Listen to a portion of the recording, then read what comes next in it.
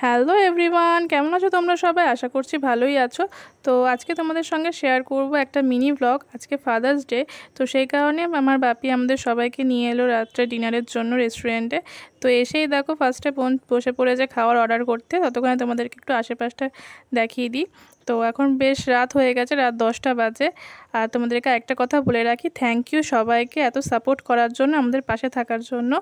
আর তারপরে দেখো আমরা চলে এলাম ওয়াশরুমে। আর এখানে বেশ ভালো লাইট ছিল বলে আমরা কয়েকটা ফটো তুলে নিলাম। এইভাবে আমাদের দুষ্টুমি চলতে থাকলো। তারপরে চলে এলো আমাদের খাবার। তো দেখো খাবারগুলো চলে এসছে। আর রাত যেহেতু অনেক হয়ে গেছে, আমাদের খিদেও পেয়েছিল বলে সবাই খাওয়া শুরুও করে দিয়েছি। তো চ্যানেলকে সাবস্ক্রাইব করতে যেন একদম ভুলো না, সবাই চ্যানেলকে সাবস্ক্রাইব করে দিও। তো দেখো আমাদের রাতের ডিনারে আজকে কী কী আছে। তো এগুলো খেতে খেতেই চলে এলো মকটেল।